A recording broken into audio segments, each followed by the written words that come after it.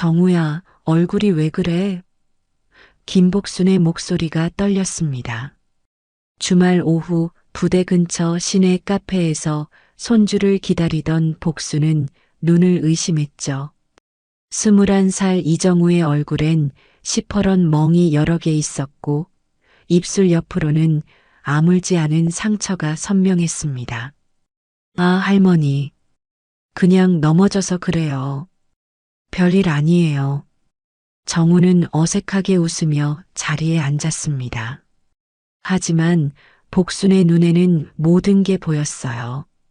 손주의 움츠러든 어깨, 시선을 피하는 모습, 그리고 예전처럼 밝게 웃지 못하는 얼굴까지. 실수라고? 정우야, 할머니가 바보로 보이니? 복순은 조용히 물었습니다. 73세의 나이에도 여전히 날카로운 눈빛을 가진 그녀였죠. 정우는 고개를 숙이며 아무 말도 하지 않았습니다. 카페 안은 주말을 맞아 외출 나온 군인들로 북적였어요. 하지만 유독 정우만은 다른 병사들과 달리 위축되어 보였습니다. 복수는 손주의 손을 잡았죠. 거칠어진 손등과 까진 손톱을 보며 가슴이 먹먹해졌습니다. 할머니, 진짜 괜찮아요. 군대가 원래 좀 힘들잖아요. 정우가 억지로 웃으며 말했습니다. 하지만 그의 목소리엔 생기가 없었어요. 입대 전 장난꾸러기였던 손주의 모습은 온데간데 없었죠. 복수는 오랫동안 정우를 바라보았습니다. 그녀의 마음속에는 오래전 기억이 스쳐 지나갔어요.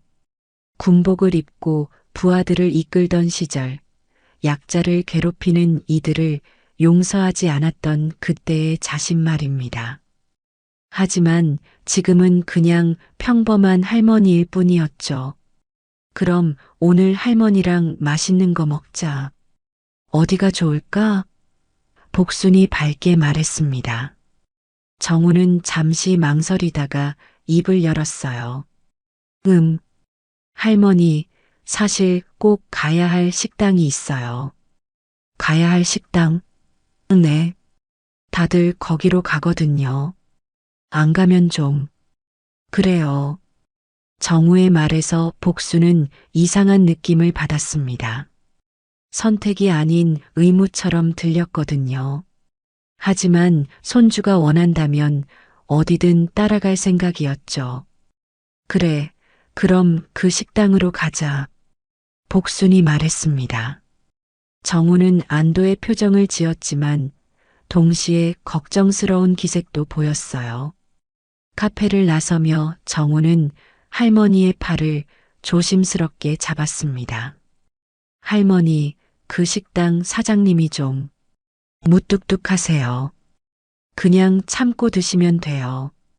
복수는 고개를 끄덕였지만 마음 한편으로는 의문이 커져갔습니다.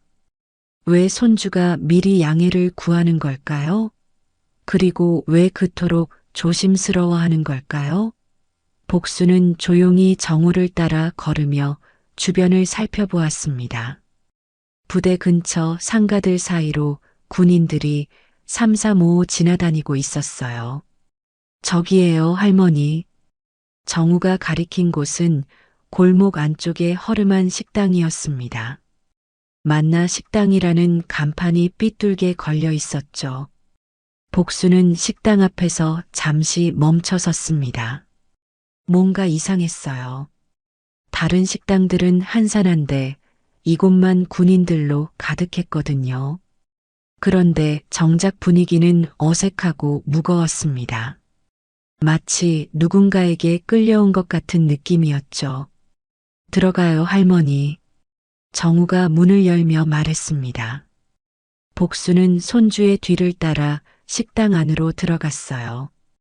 그리고 그 순간 뭔가 잘못되었다는 확신이 들었습니다. 식당 안은 담배 냄새와 기름 냄새가 뒤섞여 있었습니다. 복수는 코를 찌푸렸지만 아무 말하지 않았어요. 정우는 구석 테이블로 안내하며 조용히 말했죠. 할머니, 여기서 드셔야 해요. 왜? 그냥.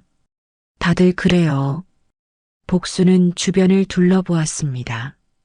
식당 안에는 20명 남짓한 군인들이 앉아 있었는데 모두 어색한 표정이었어요. 웃으면서 식사하는 사람은 한 명도 없었죠. 마치 의무적으로 앉아 있는 것 같았습니다. 어서 주문하세요. 식당 직원이 불친절하게 소리쳤습니다. 메뉴판을 던지듯 테이블에 놓더니 팔짱을 끼고 서 있었어요. 복수는 메뉴를 보며 깜짝 놀랐죠. 이게 다 얼마야? 김치찌개가 15,000원, 제육볶음이 2만 원이었습니다. 다른 식당의 2배는 넘는 가격이었어요. 정우는 당황하며 할머니의 팔을 살짝 잡았습니다. 할머니, 그냥 시켜요. 다른 데 갈 수 없어요.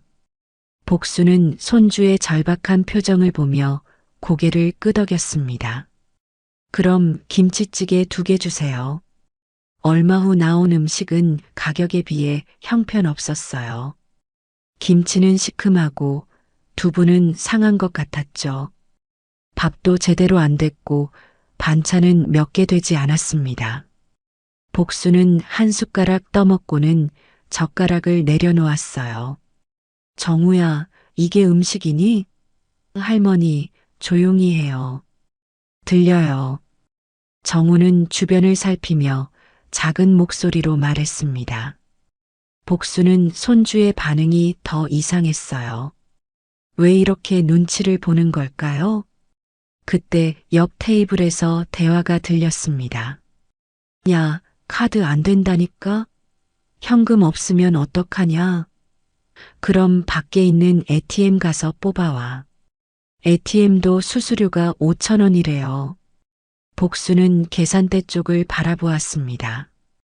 카드 단말기는 있는데 고장 스티커가 붙어 있었어요. 하지만 기계에 불이 들어와 있었죠. 뭔가 의도적으로 카드 결제를 막고 있는 것 같았습니다. 사장님, 카드 정말 안 되나요? 복순이 정중하게 물었습니다. 식당 사장 장 씨가 퉁명스럽게 대답했어요. 할머니, 여기 군인들만 오는 데예요. 현금만 받아요. 그럼 왜 카드 단말기가 있나요? 그건 옛날 거예요. 어서 현금 내세요. 장 사장의 말투가 점점 거칠어졌습니다. 정우는 당황하며 복순의 손을 잡았어요. 할머니, 그냥 드리고 가요. 복순은 지갑을 꺼내며 주변을 유심히 살펴보았습니다. 계산대 옆에 봉투가 하나 있었는데 그 안에 뭔가 두툼한 게 들어 있었어요. 그리고 벽 곳곳에 CCTV가 너무 많았죠.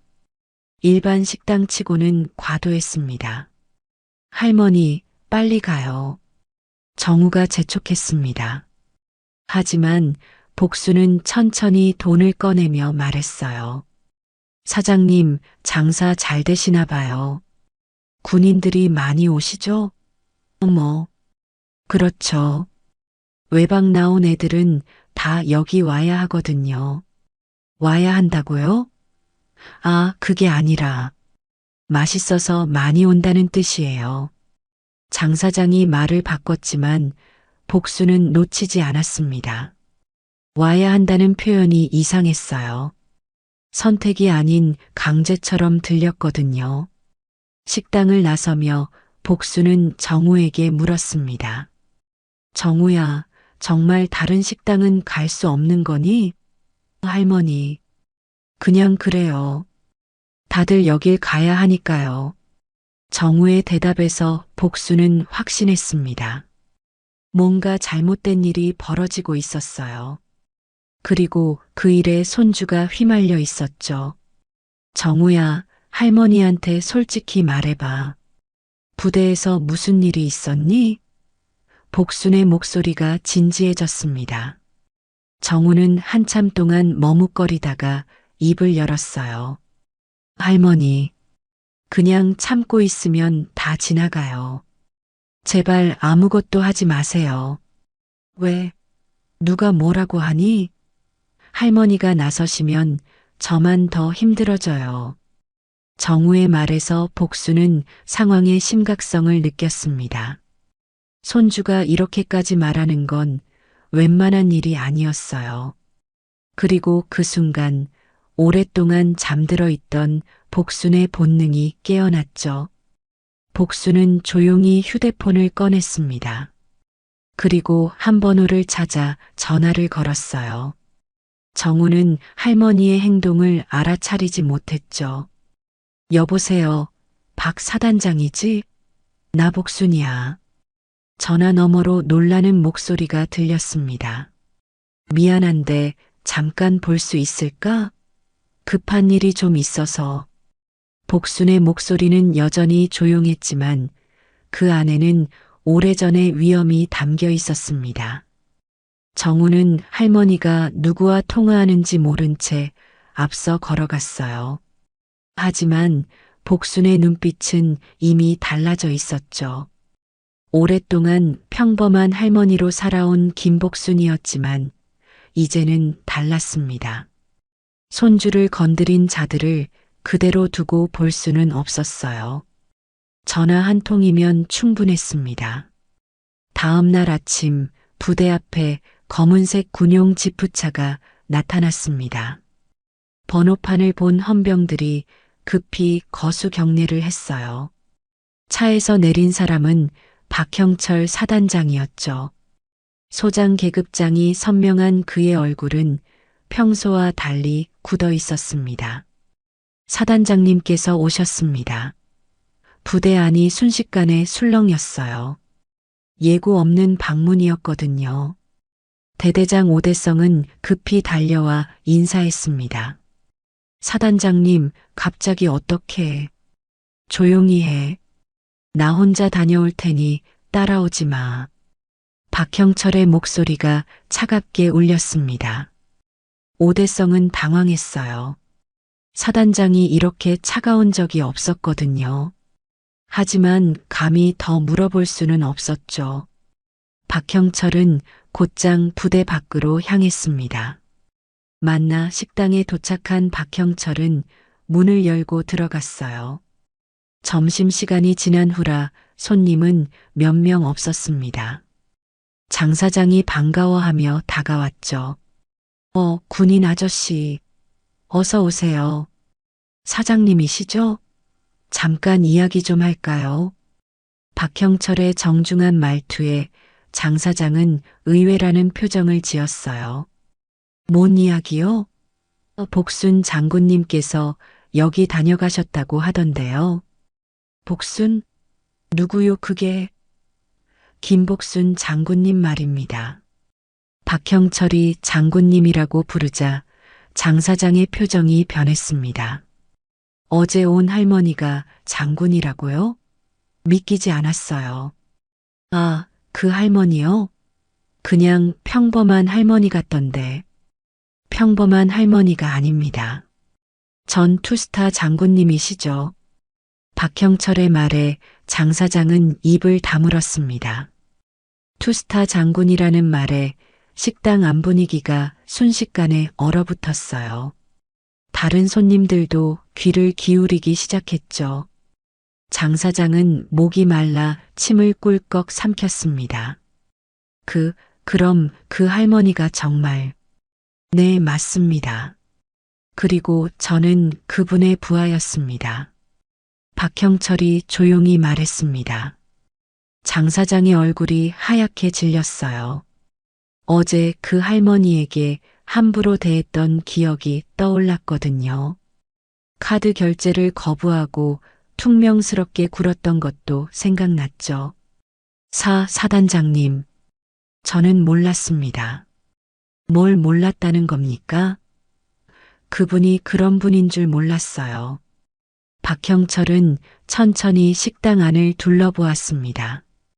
계산대 옆 봉투, 벽에 과도하게 설치된 CCTV, 그리고 고장 스티커가 붙은 카드 단말기까지 복순이 전화로 말해준 것들이 하나씩 눈에 들어왔어요.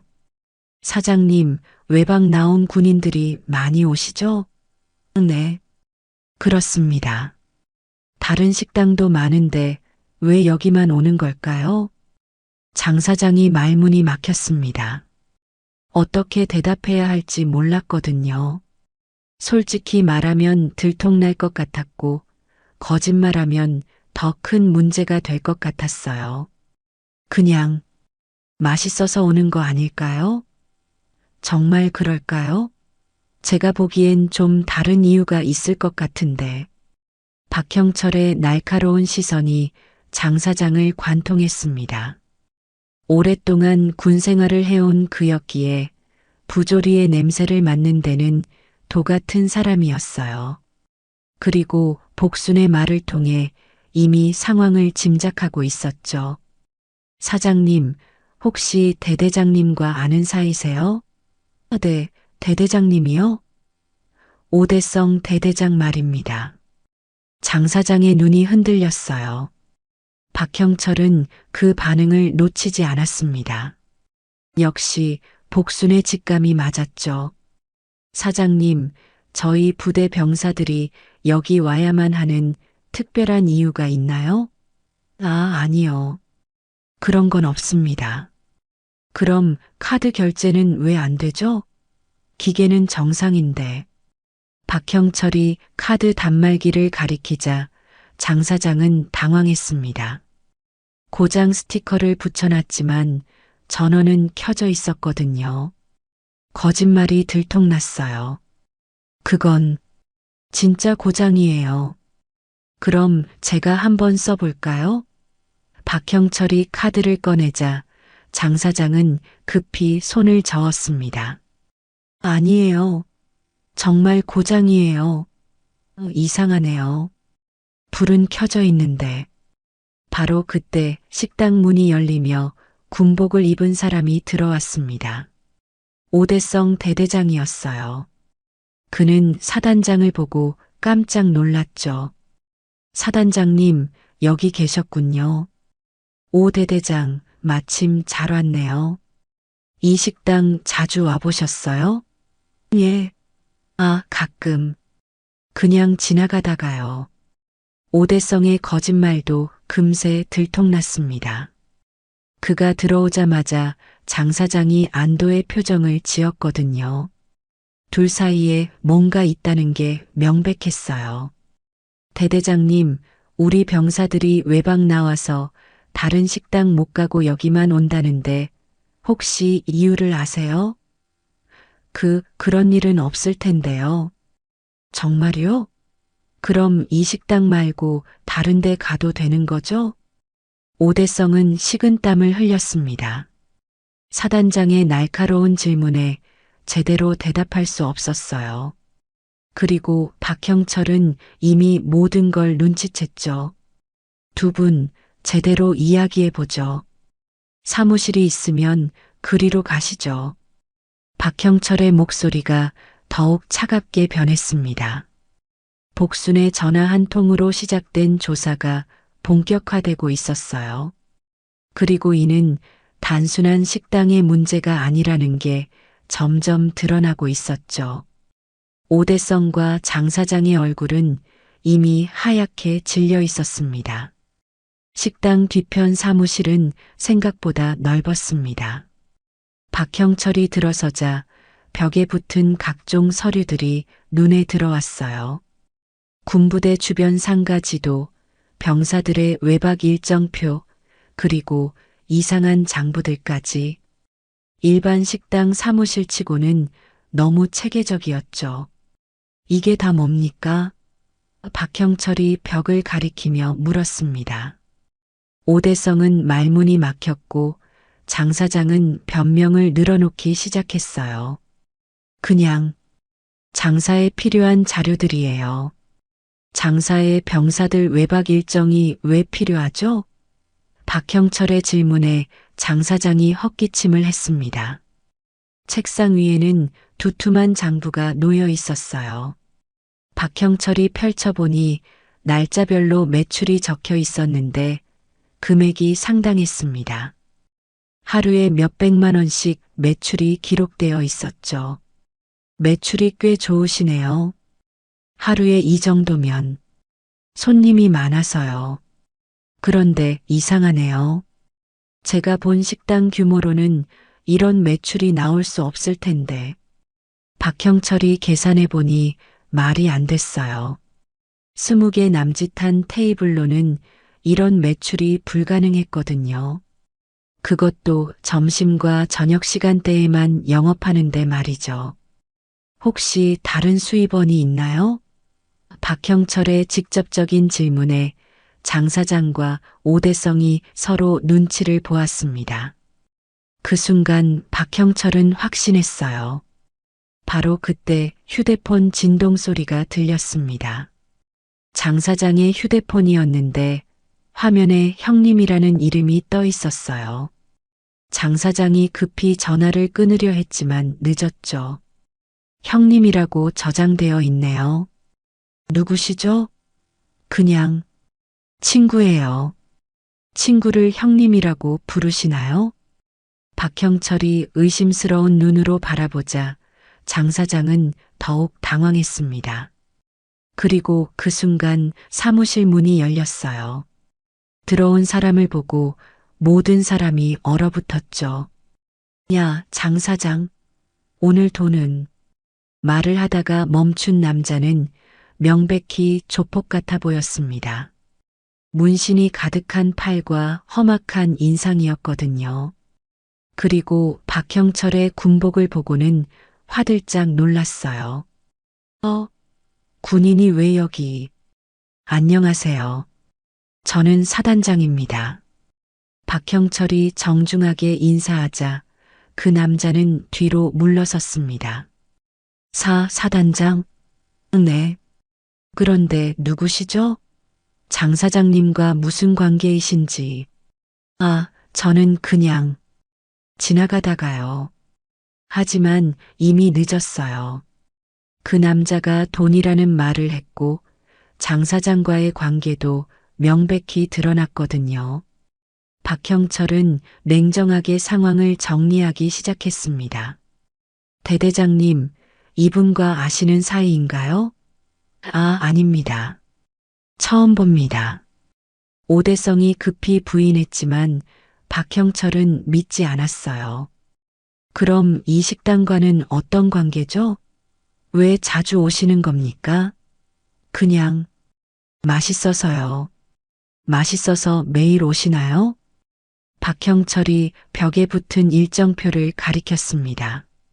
거기에는 오대성이 식당을 방문한 날짜들이 표시되어 있었어요. 거의 매일이었죠. 이게 우연의 일치인가요? 오대성은 대답할 수 없었습니다. 증거가 너무 명확했거든요. 박형철이 서랍을 열어보니 더 충격적인 것들이 나왔어요. 현금 뭉치들과 함께 수첩이 하나 있었는데 거기에는 날짜별로 금액이 적혀 있었습니다.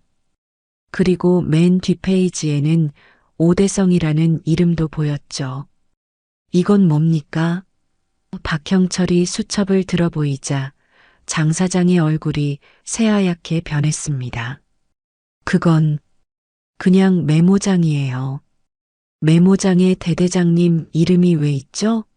그리고 이 금액들은 뭡니까? 박형철의 목소리가 점점 날카로워졌습니다. 바로 그때 조폭처럼 생긴 남자가 도망치려 했어요. 하지만 박형철이 막아섰죠. 어디 가시는 겁니까? 저희 대화가 끝나지 않았는데. 저는 상관없는 사람이에요. 상관없는 사람이 왜 돈 이야기를 하셨죠? 남자는 말문이 막혔습니다. 박형철은 휴대폰을 꺼내 어디론가 전화를 걸었어요. 헌병대입니까? 사단장입니다. 지금 즉시 만나 식당으로 오세요. 체포할 사람들이 있습니다. 전화를 끊고 나서 박형철이 세 사람을 바라보았습니다. 이제 제대로 이야기해 보시죠. 김복순 장군님의 손자가 여기 와야만 했던 이유를 말입니다. 오대성은 이제 더 이상 숨길 수 없다는 걸 알았어요. 장 사장도 마찬가지였죠. 조폭까지 나타난 마당에 변명의 여지가 없었습니다. 사단장님, 저희가 잘못했습니다. 오대성이 떨리는 목소리로 말했습니다. 하지만 박형철의 표정은 여전히 차가웠어요. 복순의 직감대로 이곳에서는 단순한 부조리가 아닌 조직적인 비리가 벌어지고 있었습니다. 그리고 그 비리에 무고한 병사들이 희생되고 있었죠. 박형철은 복순에게 받은 신뢰를 저버릴 수 없었습니다. 헌병대가 도착하기 전 박형철은 오대성을 따로 불러냈습니다. 식당 밖 주차장에서 둘만의 대화가 시작됐어요. 오대성의 얼굴에는 이미 절망이 가득했죠. 대대장, 이제 그만 말해보세요. 김복순 장군님의 손자에게 무슨 짓을 했습니까? 박형철의 목소리에는 분노가 섞여 있었습니다. 오대성은 한참 동안 고개를 숙이고 있다가 입을 열었어요. 사단장님, 저희가 정말 잘못했습니다. 잘못한 게 뭔지 구체적으로 말하세요. 외박 나오는 병사들을 이 식당으로 보냈습니다. 안 오면 불이익을 줬어요. 박형철의 주먹이 불끈 쥐어졌습니다. 예상했던 일이지만 직접 듣고 보니 화가 치밀었어요. 어떤 불이익을 줬습니까? 외박을 취소시키거나 얼차려를 줬습니다. 그리고 오대성이 말을 멈췄어요. 더 말하기 어려운 내용이 있는 것 같았죠. 그리고 뭡니까? 때리기도 했습니다. 박형철의 눈이 차갑게 변했습니다. 김복순 장군님의 손자도 때렸다는 겁니까? 네. 죄송합니다. 오대성의 고백에 박형철은 주먹을 꽉 쥐었어요. 복순이 본 정우의 상처들이 떠올랐습니다. 얼굴에 멍자국, 입술에 상처, 그리고 무엇보다 죽어있던 눈빛까지 모든 게 오대성과 그 부하들 때문이었던 거죠. 왜 그랬습니까? 왜 병사들을 괴롭혔어요? 돈 때문이었습니다. 돈? 오대성이 떨리는 목소리로 설명하기 시작했어요. 장 사장과 짜고 외박 병사들을 식당으로 보내면 매출의 일정 부분을 받았다는 거였죠. 한 달에 몇백만 원씩 받았다고 했습니다. 그럼 조폭들은 뭡니까? 장 사장이 연결해 준 사람들이에요. 병사들이 말 안 들으면 협박하라고. 박형철은 더 이상 들을 수 없었습니다. 바로 그때 헌병대 차량이 도착했어요. 박형철이 손짓하자 헌병들이 달려왔죠. 오대성 대대장을 구속하세요. 그리고 식당 안에 있는 사람들도 모두. 예, 사단장님. 헌병들이 오대성에게 수갑을 채웠습니다. 오대성은 저항하지 않았어요. 식당 안에서는 장 사장과 조폭이 체포되고 있었습니다. 장 사장이 울면서 빌었지만 소용없었어요. 사단장님, 제발 한 번만 봐주세요. 봐줄 게 뭐가 있습니까? 우리 병사들을 괴롭힌 죄를 어떻게 봐줍니까? 박형철의 목소리는 단호했습니다. 조폭은 끝까지 발악했어요. 야, 이거 불법 체포 아니야? 나 변호사 부를 거야. 하지만 헌병들은 개의치 않고 그를 끌고 갔죠. 식당 안에 남은 박형철은 혼자서 사무실을 다시 살펴보았습니다. 서랍에서 더 많은 증거들이 나왔어요. 병사들의 개인정보가 적힌 명단, 협박 문자 내역, 그리고 송금 기록까지. 가장 충격적인 건 따로 있었습니다. 정우의 이름이 적힌 파일이 있었거든요.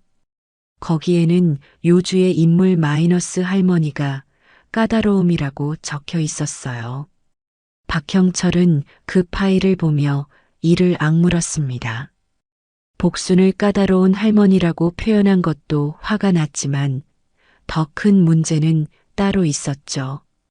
정우를 따로 표시해뒀다는 건 더 심하게 괴롭혔다는 뜻이었거든요. 휴대폰을 꺼내 복순에게 전화를 걸었습니다. 장군님, 박형철입니다. 고생 많았어요. 어떻게 됐나요? 모든 게 확인됐습니다. 대대장이 식당과 짜고 병사들을 강요했어요. 조폭까지 동원해서 협박했습니다. 전화 너머 복순의 한숨이 들렸어요. 정우는 많이 다쳤나요? 네. 따로 표시까지 해뒀더군요. 장군님 때문에 더 괴롭혔을 것 같습니다. 그놈들이. 복순의 목소리가 차갑게 변했습니다.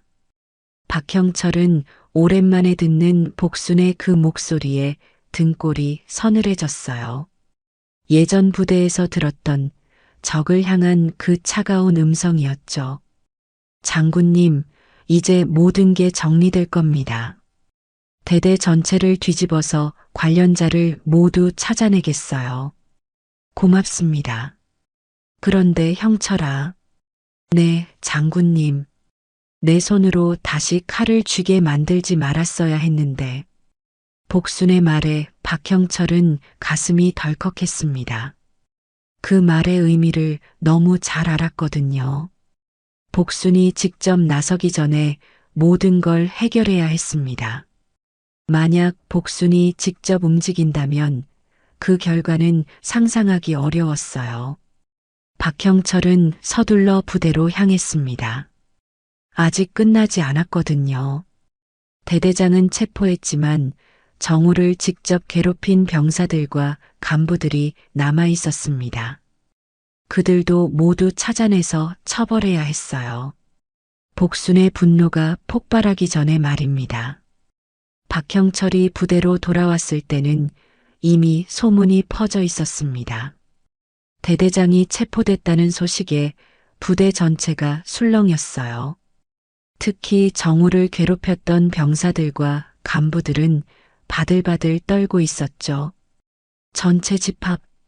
박형철의 목소리가 부대 전체에 울려 퍼졌습니다. 병사들이 급히 운동장으로 모여들었어요. 오늘부터 이 부대의 특별조사가 시작됩니다. 대대장을 비롯해 부조리에 연루된 모든 사람을 찾아낼 것입니다. 박형철의 선언에 몇몇 병사들의 얼굴이 하얗게 질렸어요. 정우는 뒤쪽에 서서 믿기지 않는다는 표정을 하고 있었습니다. 대대장이 체포됐다는 게 꿈 같았거든요. 그동안 절대적인 권력자라고 생각했던 사람이 하루아침에 무너진 거였죠. 이정우, 이병 앞으로 나와. 박형철이 정우를 부르자 주변 병사들이 웅성거렸습니다. 정우는 긴장하며 앞으로 나갔어요. 이정우, 이병, 그동안 고생 많았습니다. 이제 모든 게 달라질 겁니다. 박형철의 따뜻한 말에 정우의 눈에 눈물이 맺혔어요. 그동안 참아왔던 감정이 한꺼번에 올라왔죠. 사단장님, 정말 끝난 건가요? 네, 끝났습니다. 그리고 당신을 괴롭힌 사람들은 모두 처벌받을 겁니다. 바로 그때 최일병이 앞으로 나왔습니다. 정우를 가장 심하게 괴롭혔던 병사였어요. 그는 무릎을 꿇으며 울기 시작했죠. 사단장님, 죄송합니다.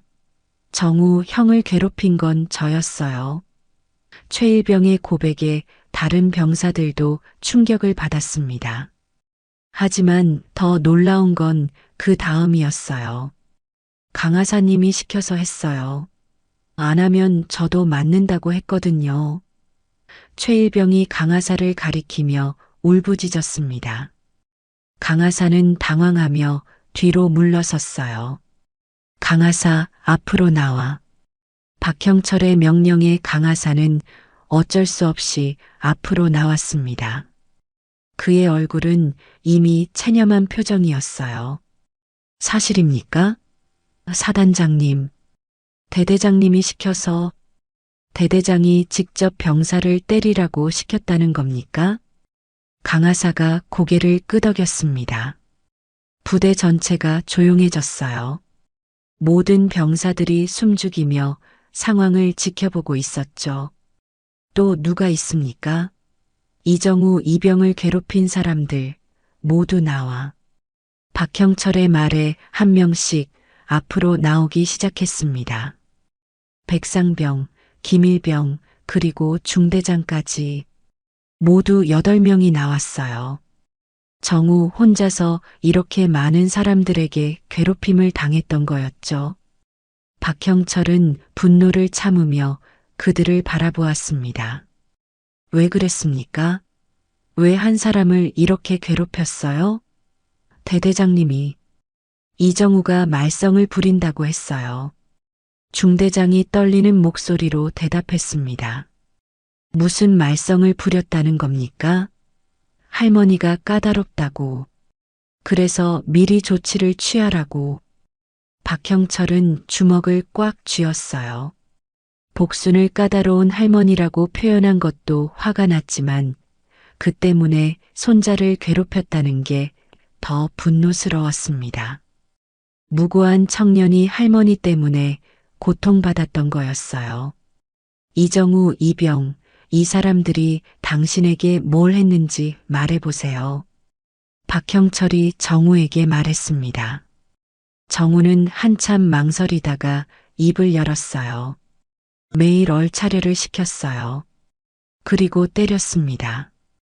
외박 나갈 때마다 그 식당에 가라고 강요했고 정우의 목소리가 떨렸습니다. 돈도 뺏었어요. 용돈 받으면 다 가져갔고 안 주면 더 심하게 때렸어요. 정우의 고백에 괴롭혔던 병사들이 고개를 숙였습니다. 박형철은 더 이상 참을 수 없었어요.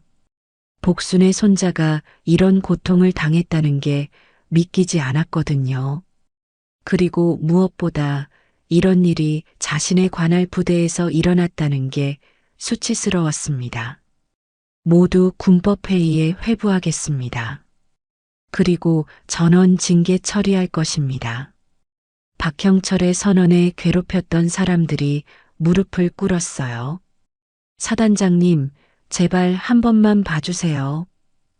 우리도 대대장님이 시켜서 한 거예요. 하지만 박형철은 단호했습니다.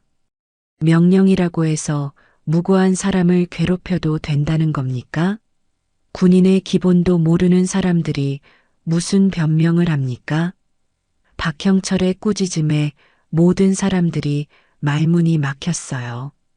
바로 그때 부대 정문으로 검은 승용차가 들어왔습니다. 차에서 내린 사람은 복순이었어요. 그녀는 천천히 운동장으로 걸어왔죠. 부대 전체가 조용해졌습니다. 복순의 모습은 평범한 할머니 같았지만 왠지 모를 위험이 느껴졌어요. 그녀가 걸어올 때마다 병사들이 저절로 길을 내줬죠. 할머니, 정우가 작은 목소리로 불렀습니다. 복순은 손주에게 다가가 상처 입은 얼굴을 살펴보았어요. 그리고 천천히 고개를 돌려 정우를 괴롭혔던 사람들을 바라보았습니다. 그 눈빛에서 모든 사람들이 소름을 느꼈어요. 이제야 그들은 알았습니다. 자신들이 건드려서는 안 될 사람을 건드렸다는 걸 말이죠. 복수는 한참 동안 아무 말도 하지 않았습니다. 그저 정우를 괴롭혔던 사람들을 하나씩 천천히 바라볼 뿐이었어요. 그 시선을 받은 병사들은 견딜 수 없어 고개를 숙였죠. 정우야. 복순이 조용히 손주를 불렀습니다. 네, 할머니. 이 사람들이 널 때렸니? 정우는 대답하지 못했어요. 하지만 복수는 이미 모든 걸 알고 있었죠. 손주의 상처만 봐도 충분했거든요. 김복순 장군님, 박형철이 정중하게 인사했습니다. 복수는 고개를 끄덕이며 대답했어요. 형철아, 고생 많이 했구나. 아닙니다. 제가 제대로 관리하지 못해서 이런 일이 벌어졌습니다. 내 잘못이 아니야. 썩은 사람들이 문제였지. 복순의 말에 괴롭혔던 병사들이 더욱 움츠러들었습니다. 그들은 이제야 복순이 누구인지 깨달았어요. 전설적인 투스타 장군이었다는 걸 말이죠. 복순이 최일병 앞으로 다가갔습니다. 최일병은 무릎을 꿇은 채 벌벌 떨고 있었어요. 복순은 그를 내려다보며 조용히 말했죠. 얼마나 많이 때렸니? 죄송합니다. 내가 물어본 건 사과가 아니야. 몇 번이나 때렸는지 물어봤어. 복순의 목소리가 차갑게 변했습니다. 최일병은 대답할 수 없었어요. 너무 많이 때려서 기억도 나지 않았거든요. 대답 못하겠니? 그럼 내가 대신 세워줄까? 복순의 말에 최일병이 고개를 절레절레 흔들었습니다. 제발 용서해 주세요. 용서? 복순이 웃었어요. 하지만 그 웃음은 전혀 따뜻하지 않았죠. 내 손주를 몇 달 동안 괴롭혀놓고 용서를 바라니? 복순이 강하사에게도 다가갔습니다. 강하사는 이미 얼굴이 하얗게 질려 있었어요. 하사님, 군대에서 후임을 때리는 게 당연한 일이니? 아닙니다. 그럼 왜 때렸어? 강하사는 대답할 수 없었습니다. 변명할 말이 없었거든요. 복수는 그를 차갑게 바라보며 말했어요. 군인이라는 이름으로 약자를 괴롭히는 놈들이 제일 비겁해. 복순의 말에 강하사가 눈물을 흘렸습니다.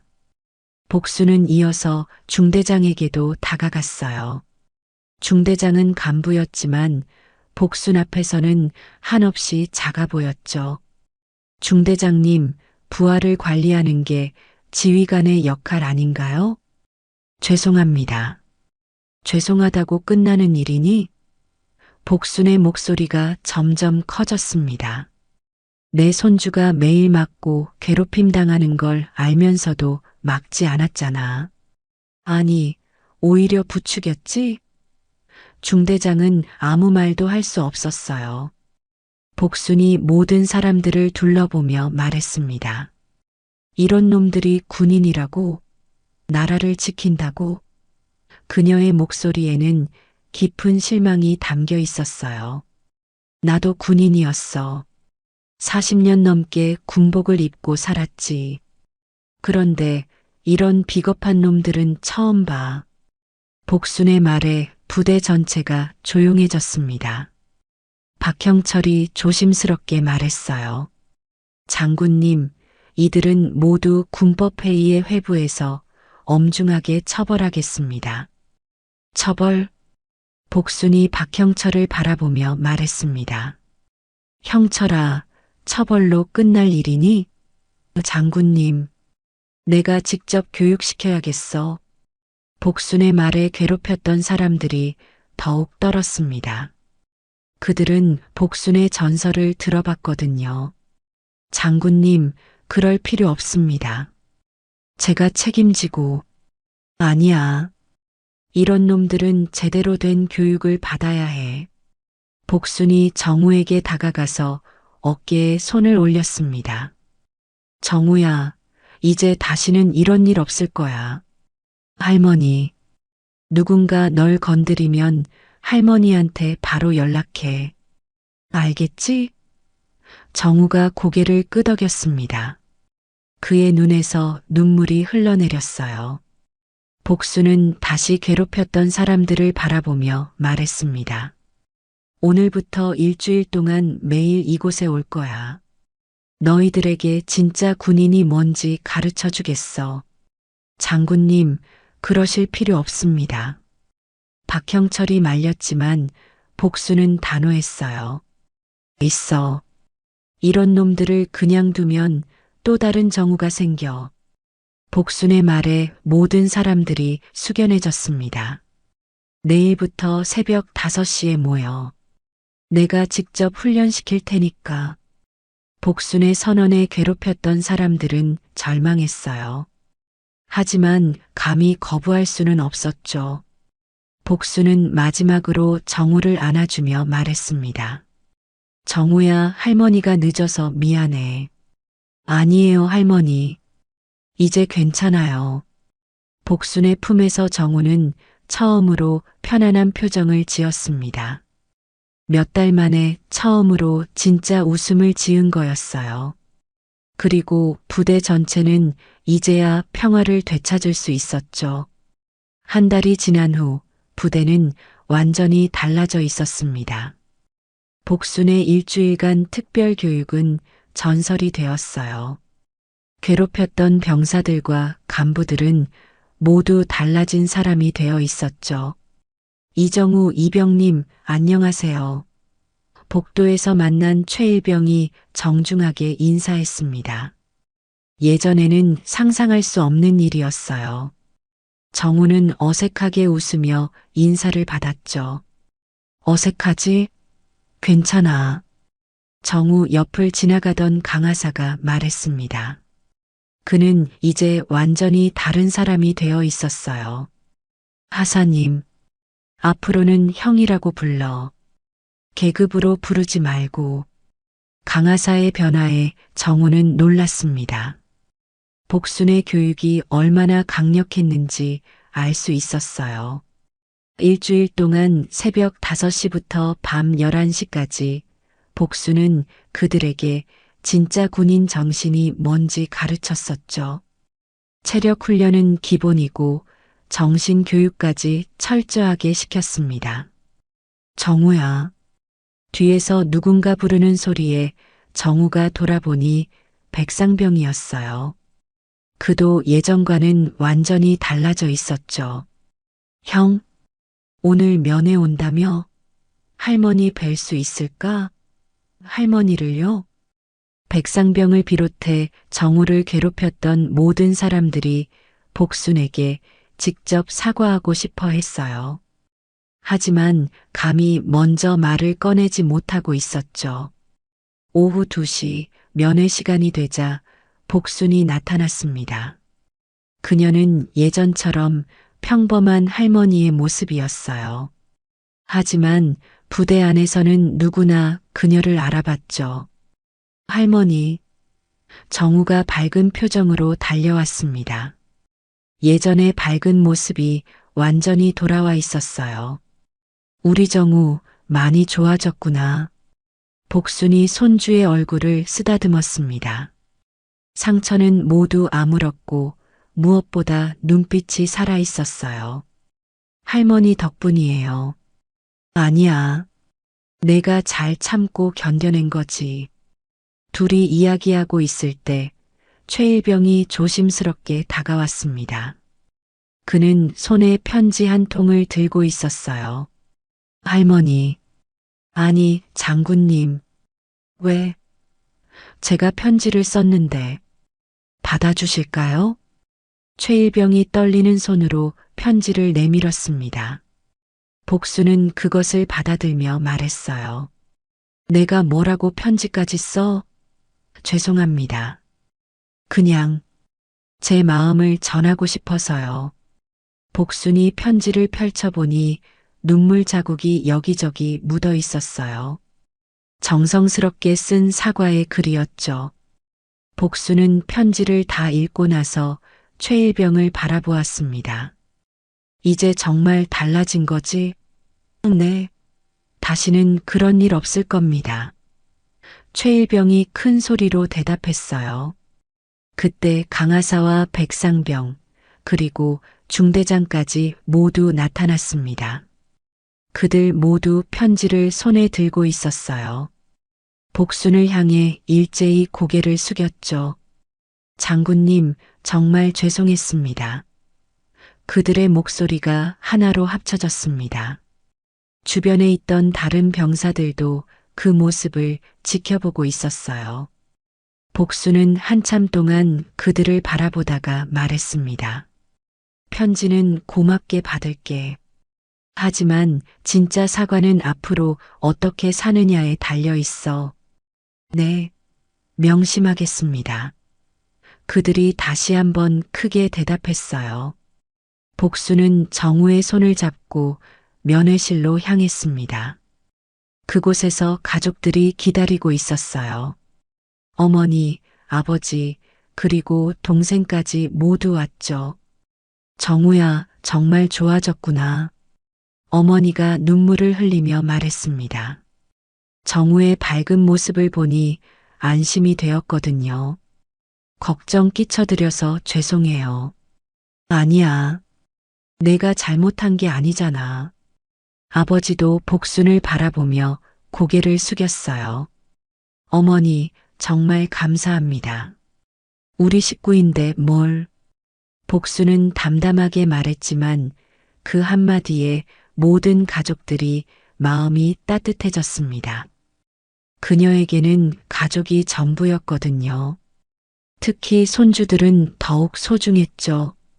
면회가 끝나고 집으로 돌아가는 길, 복수는 조용히 중얼거렸습니다.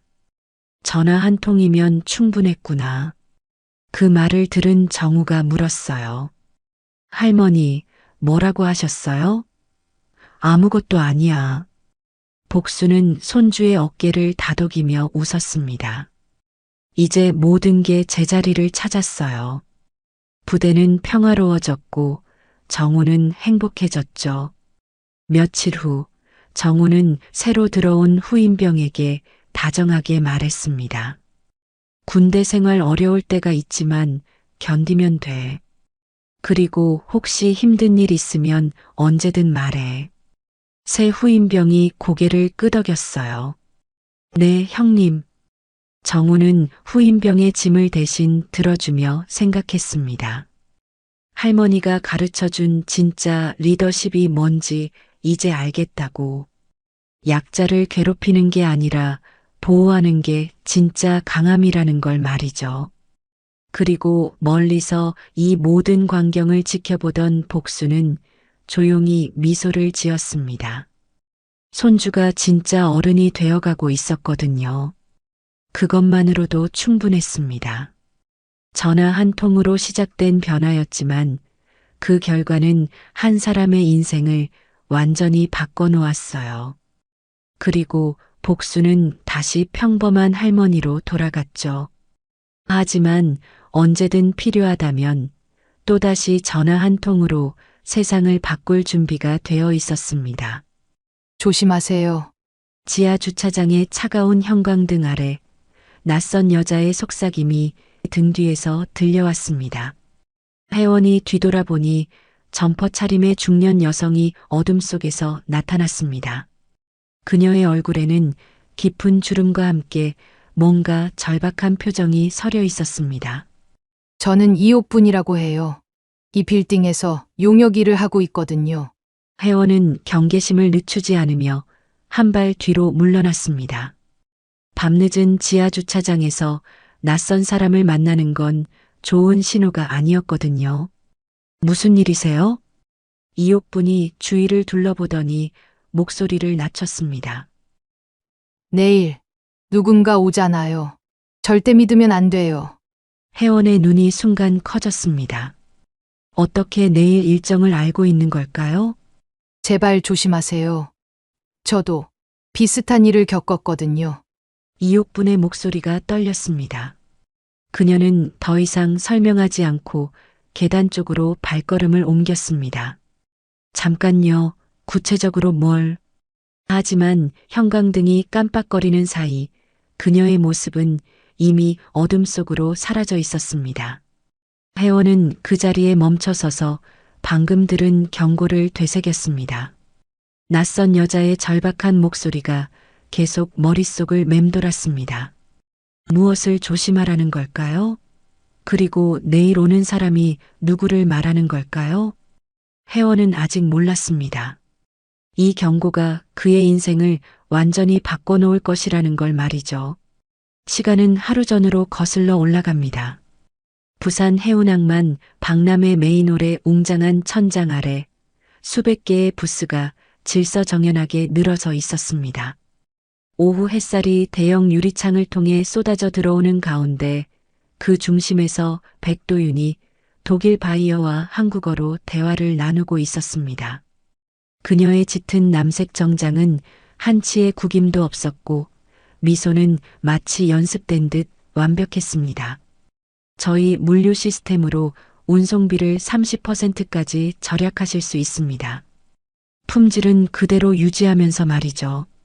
도윤의 목소리가 홀 전체에 울려 퍼졌습니다.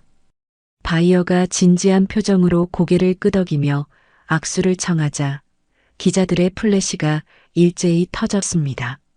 전광판에는 해온테크의 차기 리더, 글로벌 시장 공략 성공이라는 헤드라인이 붉은 글씨로 떠올랐습니다.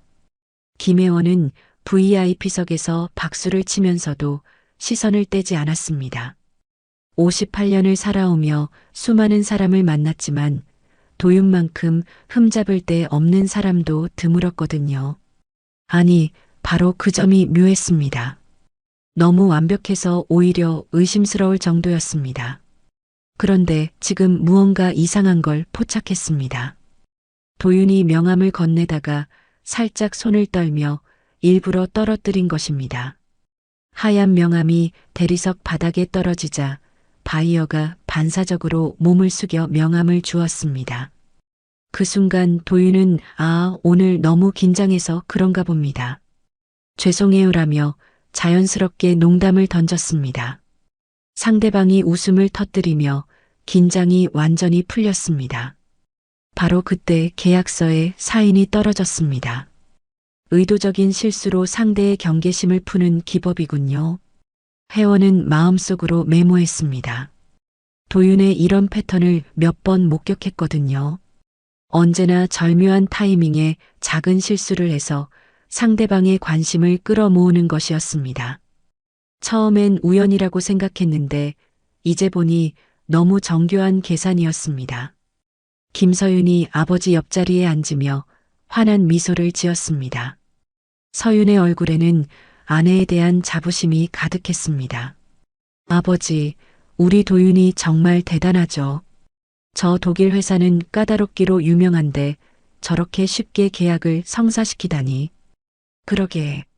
서윤이가 좋은 아내 만났어. 혜원은 아들의 행복한 표정을 보며 고개를 끄덕였습니다. 그런데 마음 한구석에는 지나치게 매끈하다는 생각이 자리 잡고 있었습니다. 34년을 살면서 단 한 번도 크게 실패한 적이 없다는 게 오히려 의심스러웠습니다. 인생이란 게 그렇게 순탄할 수가 있을까요? 박람회장 곳곳에서 해온테크 직원들이 들뜬 목소리로 수군거렸습니다. 역시 회장님 며느리야. 이번 분기 실적은 걱정 없겠네. 같은 말들이 여기저기서 들려왔습니다. 도윤은 그런 시선들을 받으며 더욱 당당하게 걸었습니다. 박람회가 끝나고 본사로 돌아가는 차 안에서 도윤이 백미러로 혜원을 바라보며 차분한 목소리로 말했습니다. 아버님, 요즘 건강검진을 미루고 계시던데 정말 걱정이에요. 제가 알고 있는 간병 코디가 있거든요. 전문적이고 신뢰할 만한 분이에요. 아버님 일정이 많으시니까 좀 편하게 지내시라고요. 혜원은 창밖 부산 시내를 바라보며 미소를 지었습니다. 고층 빌딩들 사이로 석양이 스며들고 있었습니다. 고마워요, 도윤 씨. 그렇게 신경 써주니 고맙네요. 일정 많으니 편하자고 해야겠어요.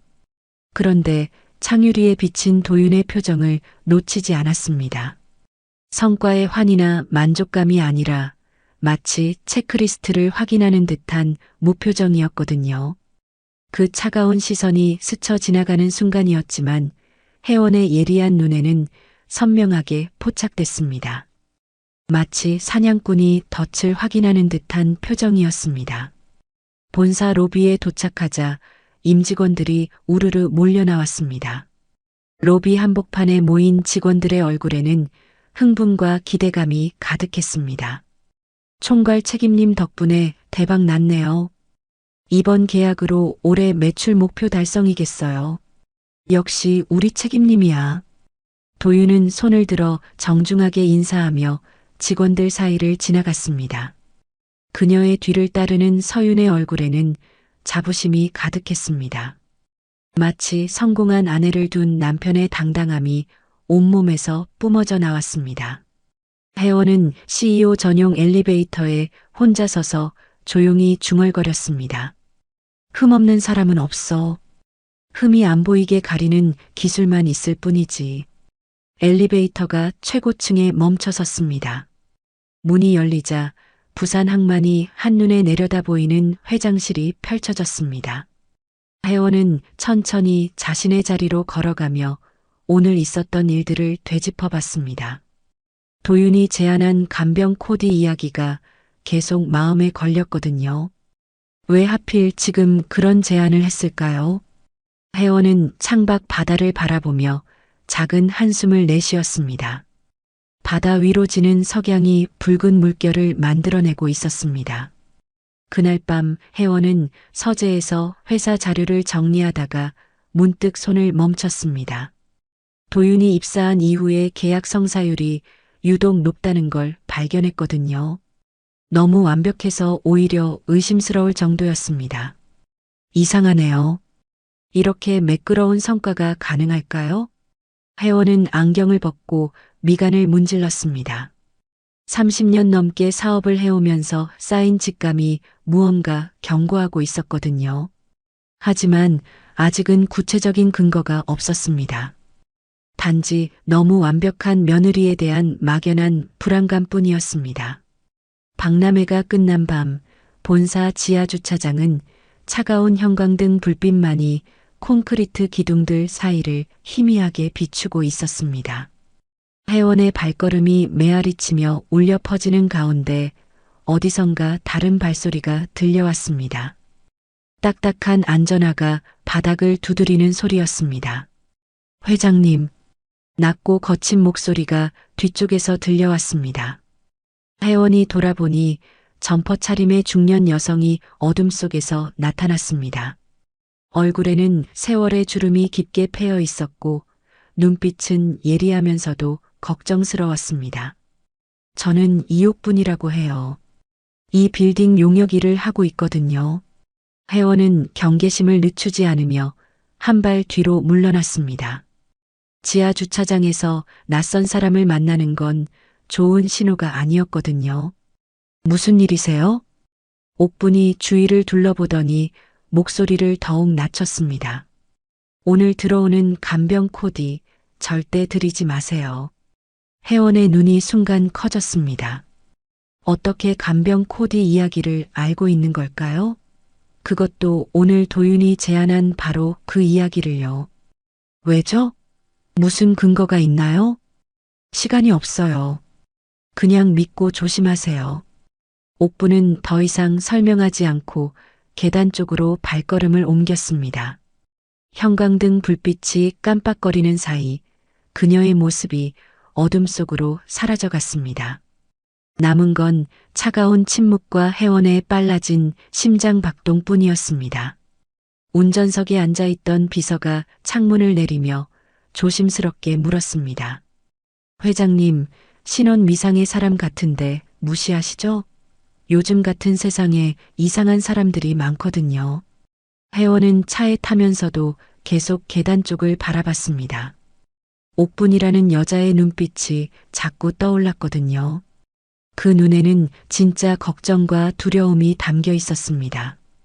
이름이 뭐랬죠? 이옥분이라고 했어요. 그런데 회장님, 혹시 아시는 분인가요? 혜원은 고개를 저었습니다. 하지만 마음속으로는 그 이름을 되새기고 있었습니다. 이옥분이라는 이름과 그녀가 던진 경고가 계속 머릿속을 맴돌았습니다. 집으로 가는 차 안에서 혜원은 태블릿으로 내일 일정을 확인했습니다. 그런데 오늘 오후에 새로 입력된 항목이 눈에 띄었습니다. 오후 2시 홍선미 간병 코디 면담, 추천인 백도윤. 혜원의 눈썹이 살짝 올라갔습니다. 언제 이런 일정이 잡혔죠? 분명히 오늘 아침까지는 없던 일정이었거든요. 그리고 옥분이 경고한 바로 그 간병 코디가 홍선미라는 이름이었습니다. 일정 수정 권한 로그를 열어보려고 했지만 접근이 막혀 있었습니다. 화면에는 권한 없음이라는 메시지만 떴습니다. 이상했습니다. 회장인 자신이 일정 로그에 접근할 수 없다는 게 말이 되나요? 권한자 정보를 확인해 보니 도윤 쪽 비서라인이었습니다. 언제부터 며느리 쪽에서 자신의 일정을 관리하게 된 건지 의아했습니다. 혜원은 태블릿을 덮고 창밖을 바라봤습니다. 부산 시내의 네온사인들이 빠르게 지나가고 있었습니다. 집에 도착하자마자 혜원은 서윤에게 메시지를 보냈습니다. 서윤아, 오늘은 집에 오지 말고 야근해라. 내일 발표할 자료 정리가 급하니까. 사실 급한 자료는 없었습니다.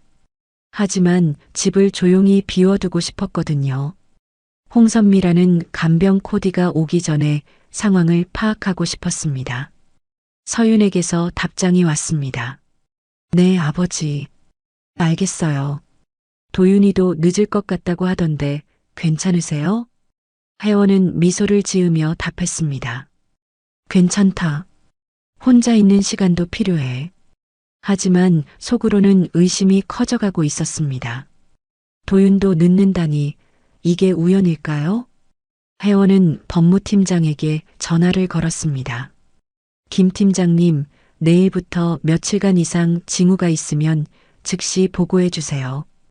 구체적인 사유는 나중에 설명드릴게요. 네, 회장님. 어떤 종류의 징후를 말씀하시는 건가요? 계약서 관련, 자금 이동, 외부인 접촉 등 평소와 다른 모든 것들이요. 보안팀장과 주치의에게도 같은 내용으로 연락했습니다. 구체적인 이름이나 사유는 말하지 않고 그냥 대기 명령만 내렸습니다. 너무 성급하게 움직이면 상대방이 눈치챌 수도 있으니까요. 저녁을 먹고 나서 혜원은 현관 비디오 도어록 설정을 바꿨습니다. 기존의 방문자는 호출 버튼을 눌러주세요라는 문구를 음성 통화 녹음 중으로 교체했습니다. 작은 시험이었습니다. 내일 홍선미가 왔을 때 어떤 반응을 보이는지 확인하고 싶었거든요. 밤늦게 서재에 앉아 혜원은 오늘 있었던 일들을 정리해 봤습니다. 도윤의 완벽한 성과, 간병 코디 제안, 옥분의 경고, 그리고 일정 수정 권한까지 하나하나는 별거 아닐 수도 있지만 연결해서 보니 묘한 패턴이 보였습니다. 이름 하나가 아니라 패턴을 봐야 한다. 혜원은 노트에 오늘 있었던 일들을 시간순으로 적어봤습니다. 박람회 성공, 간병 코디 제안, 옥분의 경고, 일정 조작.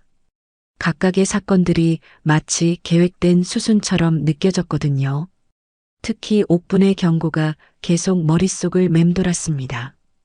왜 하필 그녀가 간병 코디에 대해 경고했을까요? 그리고 어떻게 그 정보를 알았을까요? 용역 직원이라면 회사 내부 정보에 접근할 수 있는 위치는 아닌데 말이죠. 혜원은 창밖을 바라봤습니다. 부산의 야경이 반짝이고 있었지만 마음은 전혀 평온하지 않았습니다. 30년 넘게 사업을 해오면서 쌓인 경험이 무언가 잘못되고 있다고 경고하고 있었거든요. 낯선 경고는 보통 정답에 가깝다. 혜원은 노트를 덮고 깊은 한숨을 내쉬었습니다. 내일 홍선미를 만나보면 뭔가 단서를 찾을 수 있을 것입니다. 하지만 지금으로서는 조심스럽게 움직일 수밖에 없었습니다. 밤이 깊어가는데도 잠이 오지 않았습니다. 혜원은 침대에 누워서도 계속 생각했습니다. 만약 정말로 뭔가 음모가 있다면 그 중심에는 누가 있을까요? 그리고 목적은 무엇일까요? 시계를 보니 새벽 2시였습니다. 혜원은 눈을 감으며 내일을 준비했습니다. 홍선미를 만나는 순간부터가 진짜 승부였거든요. 옥분의 경고가 정말 의미 있는 것인지 아니면 단순한 오해인지 확인해야 했습니다. 하지만 직감적으로 알 수 있었습니다. 이건 단순한 일이 아니라는 걸 말이죠. 다음 날 오전 해온테크 회장실에는 은은한 커피 향이 퍼져 있었습니다. 햇살이 유리창을 통해 들어와 회의용 테이블을 따뜻하게 비추고 있었습니다. 도윤이 가죽 서류 가방에서 깔끔하게 정리된 문서를 꺼내며 혜원 앞에 놓았습니다. 아버님, 어젯밤에 생각해보니 혹시 모를 긴급 상황에 대비해서 이런 걸 준비해뒀어요. 문서 표지에는 전자서명 위임장이라고 적혀 있었습니다. 도윤의 미소는 여전히 완벽했지만 혜원은 그 미소 뒤에 숨겨진 의도를 읽으려고 노력했습니다. 긴급 상황이라면요? 만약 아버님이 갑자기 몸이 불편해지시거나 출장 중에 급한 결제가 필요할 때를 대비해서요. 요즘은 전자서명이 대부분이잖아요. 혜원은 문서를 천천히 넘겨봤습니다. 처음 몇 페이지는 일반적인 업무 위임에 관한 내용이었습니다. 하지만 조항 하단을 자세히 보니 묘한 내용들이 숨어 있었습니다. 주소록 및 계정 접근 위임과 의료 관련 의사결정 대리권이 교묘하게 묶여 있었거든요. 이 부분은 좀 범위가 넓은 것 같은데요. 아, 그건 법무팀에서 포괄적으로 작성한 거예요. 혹시 문제가 있으시면 수정할 수 있어요. 도윤의 대답은 너무 자연스러웠습니다. 하지만 혜원은 그 자연스러움이 오히려 의심스러웠습니다. 왜 하필 지금 이런 문서를 가져왔을까요? 그때 노크 소리가 들렸습니다. 비서가 문을 열며 말했습니다. 회장님, 간병 코디 홍선미 씨가 오셨어요. 들어오라고 하세요. 홍선미가 들어왔을 때 혜원은 그녀를 유심히 관찰했습니다. 30대 초반으로 보이는 여성이었는데 단정한 흰색 블라우스에 검은색 치마를 입고 있었습니다. 외모는 깔끔했지만 눈빛에 뭔가 계산적인 느낌이 있었습니다. 안녕하세요, 회장님. 홍선미입니다. 네, 반가워요. 도윤 씨가 추천해 주셨다고 들었어요. 홍선미는 작은 가방에서 투명한 플라스틱 통을 꺼냈습니다. 안에는 하얀 캡슐들이 들어 있었습니다. 이건 영양 밸런스 캡슐이에요. 바쁘신 분들께 특히 좋은 제품이거든요. 하루에 2알씩 드시면 피로회복에 도움이 될 거예요. 홍선미가 캡슐 2개를 종이컵에 담긴 물과 함께 혜원 앞에 놓았습니다. 그 순간 혜원은 미세한 이상함을 포착했습니다. 캡슐에서 나는 냄새가 일반적인 영양제와 달랐거든요. 고마워요. 그런데 먼저 물을 좀 마셔볼게요. 혜원은 컵을 살짝 흔들어 봤습니다. 물 표면에 아주 미세한 분말층이 떠 있는 게 보였습니다. 그리고 약간의 쓴맛 냄새도 났습니다. 이건 분명히 단순한 영양제가 아니었습니다. 아, 갑자기 급한 전화가 왔네요. 나중에 먹을게요. 혜원은 자연스럽게 캡슐들을 주머니에 넣었습니다. 홍선미의 얼굴에 순간 아쉬운 표정이 지나갔지만 금세 미소로 돌아왔습니다. 네, 그럼 나중에 편하실 때 드세요. 홍선미가 나간 후 혜원은 즉시 캡슐의 바코드 라벨을 사진으로 찍어보안 팀에게 전송했습니다. 그리고 IT 총무팀장에게 긴급 연락을 했습니다. 박 팀장님, 전자서명 시스템에 이중인증을 오늘 안에 도입해 주세요. 비공식 명령이니까 조용히 처리해 주시고요. 네, 회장님. 특별한 이유가 있나요? 보안 강화 차원이에요. 자세한 건 나중에 설명드릴게요. 혜원은 전화를 끊고 도윤을 바라봤습니다. 도윤은 여전히 위임장을 들고 기다리고 있었습니다. 도윤 씨, 이 문서는 며칠 더 검토해 볼게요. 급한 건 아니니까요. 네, 물론이에요. 천천히 보시고 결정하세요. 도윤의 표정에는 살짝 실망이 섞여 있었지만 여전히 미소를 유지했습니다. 하지만 혜원은 그 미소 뒤에 진짜 감정을 읽을 수 있었습니다. 오후에 홍선미가 다시 나타났을 때 그녀는 태블릿을 들고 있었습니다. 회장님, 간병일지를 작성해야 해서요. 혈압이랑 맥박을 좀 재보겠어요.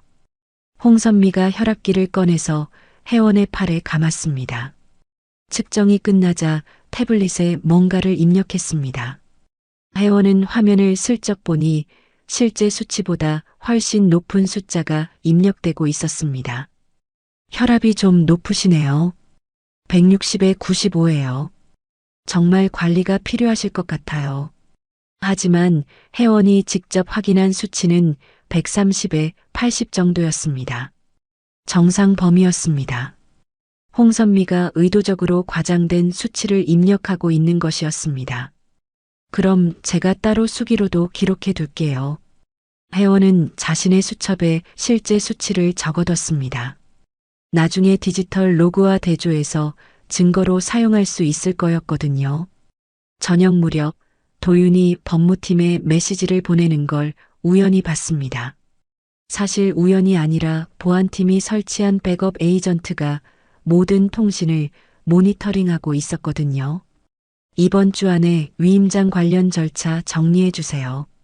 좀 급한 건이라서요. 혜원은 그 메시지를 보고 확신했습니다. 이건 단순한 간병이나 건강관리가 아니라는 걸 말이죠. 뭔가 체계적인 계획이 진행되고 있었습니다. 밤이 되자 혜원은 서재에 혼자 앉아 오늘 있었던 일들을 정리했습니다. 위임장, 수상한 캡슐, 조작된 혈압 수치, 그리고 급하게 진행되는 법무 절차까지 모든 게 연결되어 있었습니다. 이번에는 내가 먼저 속아주는 역할을 맡는다. 혜원은 마음속으로 결심했습니다. 상대방이 계획을 완전히 드러낼 때까지 일단 속아주는 척하기로 했습니다. 그래야 전체 그림을 파악할 수 있을 테니까요. 하지만 쉽지 않을 거라는 걸 알고 있었습니다. 상대방은 생각보다 치밀하고 교활했거든요. 그리고 가장 힘든 건 서윤이 아직도 아내를 믿고 있다는 것이었습니다. 혜원은 창밖을 바라봤습니다. 부산의 야경이 반짝이고 있었지만 마음은 복잡했습니다. 자신이 만든 회사와 사랑하는 아들을 지키기 위해서는 더 조심스럽게 움직여야 했습니다. 보안팀에서 캡슐 분석 결과가 왔습니다. 일반적인 영양제가 아니라 수면제와 기억력 저하를 유발하는 성분이 섞여 있다는 것이었습니다. 혜원의 예상이 맞았습니다. 이제 진짜 게임이 시작됐군요. 혜원은 노트에 오늘의 모든 사건을 기록했습니다. 상대방의 움직임 하나하나가 나중에 중요한 증거가 될 거였거든요. 하지만 지금은 아직 기다려야 할 때였습니다. 도윤과 홍선미가 다음에 어떤 수를 둘지 지켜봐야 했습니다. 그리고 그들이 실수할 순간을 놓치지 않아야 했습니다. 혜원은 깊은 숨을 들이쉬며 내일을 준비했습니다.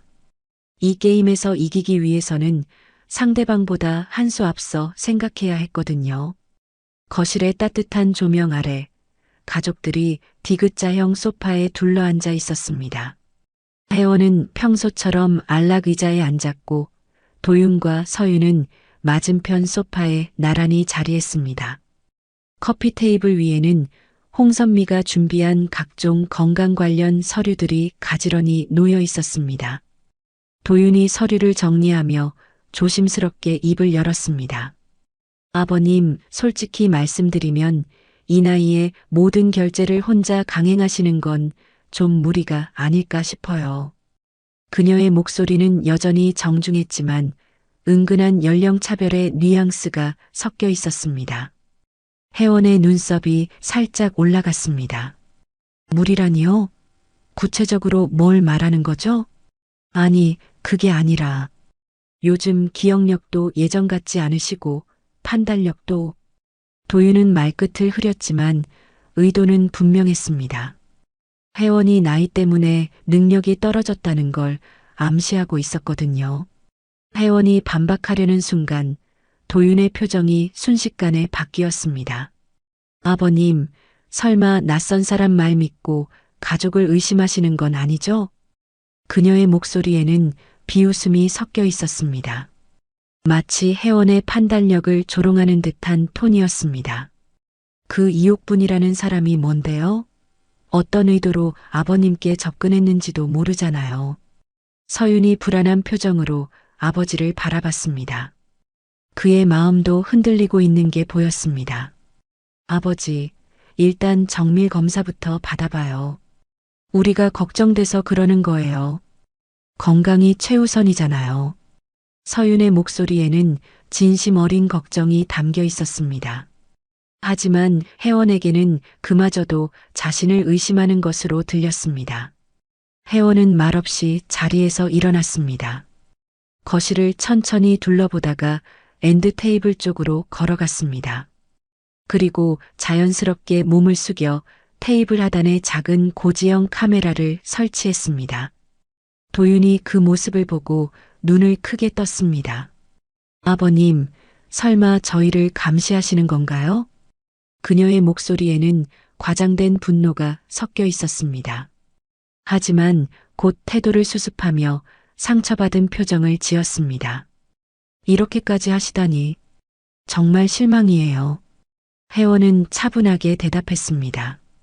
감시가 아니라 기록이에요. 나중에 필요할 수도 있거든요. 그때 홍선미가 주방에서 나타났습니다. 손에는 투명한 수액 세트와 여러 개의 작은 병들을 들고 있었습니다. 회장님, 수면의 질을 개선하는데 도움이 될 거예요. 복용표를 만들어서 체계적으로 관리해봐요.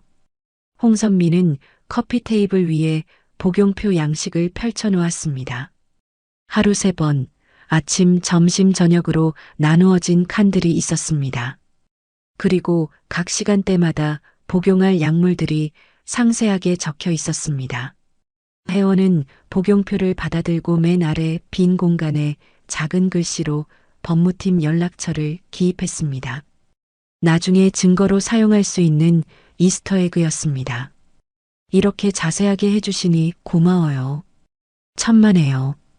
건강관리는 정말 중요하거든요. 홍선미의 미소는 친절해 보였지만 혜원은 그 미소 뒤에 차가운 계산을 느낄 수 있었습니다. 저녁이 되자 도윤과 서윤은 각자 볼 일이 있다며 자리를 떴습니다. 홍선미도 내일 다시 오겠다고 인사하고 나갔습니다. 거실에는 혜원 혼자 남게 되었습니다. 혜원은 소파에 앉아 오늘 있었던 일들을 되돌아봤습니다. 도윤의 모욕적인 발언들, 서윤의 흔들리는 모습, 그리고 점점 조여오는 감시의 그물망까지 모든 게 계획대로 진행되고 있는 것 같았습니다. 믿음은 감정으로 주는 게 아니다. 절차로 지키는 거다. 혜원은 혼잣말을 중얼거렸습니다. 가족이라는 이름으로 자신을 압박하고 있지만 진짜 가족이라면 이런 식으로 의심받는 상황을 만들지 않았을 것입니다. 휴대폰을 꺼내 이옥분에게 문자를 보냈습니다. 당신의 경고 받아들였어요. 내일 14시 회사 카페에서 만나요. 문자를 보내고 나자 마음이 조금 가벼워졌습니다. 적어도 혼자가 아니라는 느낌이 들었거든요. 그때 복도에서 작은 소리가 들렸습니다. 혜원이 조심스럽게 다가가 보니 서윤이 벽에 기대어 서서 눈물을 닦고 있었습니다. 아버지가 틀리지 않길 제발. 서윤의 작은 중얼거림이 복도에 울려 퍼졌습니다. 그도 뭔가 이상하다는 걸 느끼고 있었지만 아내를 의심하고 싶지 않은 마음이 컸습니다. 혜원은 마음이 아팠습니다. 아들이 이렇게 괴로워하는 모습을 보는 게 가장 힘들었거든요. 하지만 지금은 물러설 수 없었습니다. 진실을 밝혀내야만 서윤도 구할 수 있을 테니까요. 밤이 깊어가는 시간, 혜원은 서재에서 오늘의 기록을 정리했습니다. 도윤의 발언들, 홍선미의 행동들, 그리고 서윤의 반응까지 모든 걸 꼼꼼하게 적어뒀습니다. 특히 도윤이 던진 연령차별적 발언들은 따로 정리해뒀습니다. 이 나이의 결제 강행은 무리, 기억력이 예전 같지 않다, 판단력 문제 같은 표현들이었습니다. 이런 발언들이 나중에 법정에서 중요한 증거가 될 수도 있었거든요. 혜원은 창밖을 바라봤습니다. 부산의 야경이 평소와 같이 아름다웠지만 마음은 전혀 평온하지 않았습니다. 오늘 받은 모욕들이 계속 머릿속을 맴돌았거든요. 하지만 동시에 분노도 느꼈습니다. 자신이 평생 일궈온 것들을 이런 식으로 빼앗으려 한다는 게 용납할 수 없었습니다. 그리고 가장 화가 나는 건 사랑하는 아들까지 이용하려 한다는 것이었습니다. 이제 정말 전쟁이 시작됐군요. 혜원은 노트를 덮고 깊은 한숨을 내쉬었습니다. 내일 이옥분을 만나면 더 구체적인 정보를 얻을 수 있을 것입니다. 그리고 반격을 준비해야 했습니다. 시계를 보니 자정이 넘어 있었습니다. 혜원은 침대로 향하면서도 계속 생각했습니다. 어떻게 하면 도윤과 홍선미의 계획을 막을 수 있을까? 그리고 서윤을 설득할 수 있을까? 잠들기 전 혜원은 마지막으로 엔드 테이블에 설치한 카메라를 확인했습니다. 내일부터는 모든 대화가 기록될 것입니다. 증거를 모으는 일이 본격적으로 시작되는 것이었습니다. 하지만 가장 중요한 건 시간이었습니다. 상대방이 계획을 완전히 실행하기 전에 막아야 했거든요. 혜원은 눈을 감으며 내일을 준비했습니다. 이제 진짜 싸움이 시작될 거였으니까요. 새벽 5시 혜원테크 임원회의실은 아직 어둠에 쌓여 있었습니다. 둥근 테이블 위에는 따뜻한 조명만이 4명의 얼굴을 비추고 있었습니다. 혜원, 주치의, 보안팀장, 그리고 법무팀장이 조용히 자리했습니다. 주치의가 분석 결과지를 펼치며 침착한 목소리로 설명했습니다. 수면제와 혈압약의 특정 성분이 상호작용할 경우 부정맥을 유발할 수 있습니다. 용량이 관건인데 지속적으로 복용하면 위험할 수 있습니다. 보안팀장이 태블릿 화면을 돌려 보이며 덧붙였습니다. 도어록, 와이파이, 전자서명 로그에서 외부 IP 흔적을 발견했습니다. 특이한 점은 추천인 경로가 교차된다는 것입니다. 홍선미를 추천한 라인이 복잡하게 얽혀 있거든요. 법무팀장은 위임장 사본을 가리키며 말했습니다.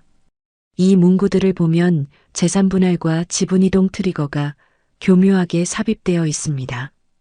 즉시 무효화 절차를 준비하겠습니다. 혜원은 고개를 끄덕이며 결심에 찬 표정을 지었습니다. 오늘 낮에 제가 저혈압 증세로 쓰러지는 연기를 하겠습니다. 일정은 그대로 진행하면서 말이죠. 팀원들은 혜원의 계획을 듣고 놀란 표정을 지었지만 곧 이해한다는 눈빛을 보냈습니다. 보안팀장이 설치 계획을 설명했습니다. 병실과 거실, 서재에 합법 고지형 CCTV를 세팅하겠습니다. 타임스탬프 서명, 녹취도 함께 준비할게요. IT팀에서는 전자계약 서버에 라이브 무결성 해시를 띄워 실시간으로 변조를 체크할 수 있도록 준비했습니다. 모든 전자서명 과정이 투명하게 기록될 것이었습니다. 회의가 끝나갈 무렵 서윤이 조용히 회의실 문을 열고 들어왔습니다. 그의 얼굴에는 밤새 고민한 흔적이 역력했습니다. 아버지, 저도 도와드릴게요. 서윤의 목소리는 떨렸지만 결심은 확고했습니다. 흔들리던 마음을 다잡고 아버지의 팀에 합류하기로 한 것이었습니다. 혜원은 안도의 한숨을 내쉬며 아들의 손을 잡았습니다. 고마워, 서윤아. 혜원은 주머니에서 홍선미가 준 캡슐을 꺼내 투명한 증거 봉투에 넣었습니다. 증거는 나를 배신하지 않아. 그의 목소리에는 30년 사업가로서의 냉철함이 담겨 있었습니다. 새벽 회의가 끝나고 혜원은 창밖을 바라봤습니다. 부산 항만에 해가 떠오르고 있었습니다. 오늘이 결정적인 하루가 될 거라는 걸 알 수 있었습니다. 이젠 무대를 내가 연출한다. 혜원의 입가에 미묘한 미소가 떠올랐습니다. 이제부터는 자신이 주도권을 잡고 상황을 이끌어갈 차례였거든요. 오후 2시 해온테크 중역회의실은 정적에 휩싸여 있었습니다. 대형 유리창 너머로 부산 항만의 풍경이 펼쳐져 있었지만 실내 분위기는 무겁기만 했습니다. 혜원이 분기별 실적 발표를 듣던 중 갑자기 이마에 손을 올렸습니다. 어지러워요. 혜원의 목소리가 떨렸습니다. 얼굴이 창백해지면서 몸이 앞으로 기울었습니다. 의자에서 천천히 미끄러지듯 내려앉으면서 바닥에 주저앉았습니다. 회장님, 참석자들이 일제히 일어나며 소리쳤습니다. 서윤이 가장 먼저 달려와 아버지를 부축했습니다. 도윤도 당황한 표정으로 다가왔지만 그녀의 눈빛에는 묘한 기대감이 스쳐 지나갔습니다. 구급대가 도착하는 데는 10분도 걸리지 않았습니다. 혜원은 들것에 실려나가면서도 의식이 흐릿한 척 연기를 계속했습니다. 병원으로 향하는 구급차 안에서도 눈을 감고 있었습니다. 부산대학교병원 응급실에서 각종 검사를 받은 후 혜원은 일반 병실로 옮겨졌습니다. 의사는 과로와 스트레스로 인한 일시적 의식 저하라고 진단했습니다. 완전히 회복될 때까지 며칠간 입원 관찰이 필요하다고 했습니다. 밤이 깊어가자 병실은 조용해졌습니다. 복도에서 들려오던 간호사들의 발걸음 소리도 점차 줄어들었습니다.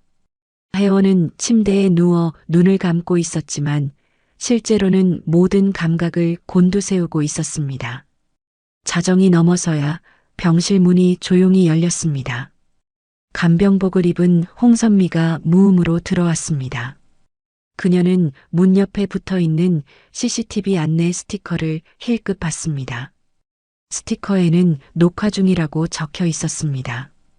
홍선미는 스티커가 보이는 위치에만 카메라가 있다고 믿었습니다.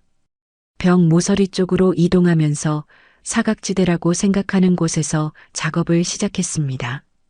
작은 가방에서 주사기와 투명한 약병을 꺼냈습니다. 그녀가 수액백에 약물을 주입하려는 순간이었습니다. 복도에서 발걸음 소리가 들렸습니다. 도윤이 법무팀장과 함께 병실로 들어왔습니다. 홍선미 씨, 상태는 어떤가요? 아직 의식이 흐릿하세요. 하지만 생명에는 지장이 없을 것 같아요. 도윤은 법무팀장에게 눈짓을 보냈습니다. 법무팀장이 서류 가방에서 문서를 꺼내며 말했습니다. 회장님, 응급 상황에 대비해서 위임 서명을 받아야 할 것 같습니다. 혜원은 여전히 눈을 감고 있었지만 그들의 대화를 모두 듣고 있었습니다. 드디어 본색을 드러내기 시작한 것이었습니다. 아버님, 일어나세요. 중요한 서류에 서명하셔야 해요. 도윤이 혜원의 어깨를 흔들었습니다. 혜원은 마치 깨어나는 듯 눈을 살짝 떴습니다. 도윤 씨? 네, 아버님. 혹시 모를 상황에 대비해서 간단한 서명만 받으려고요. 그때였습니다. 병실 한쪽의 모니터 뒤 패널이 조용히 열렸습니다. 서윤, 보안팀장, 주치의가 차례로 나타났습니다. 동시에 조용한 휘파람 소리와 함께 병실 조명이 밝게 켜졌습니다. 혜원이 갑자기 몸을 일으켜 침대에 앉았습니다.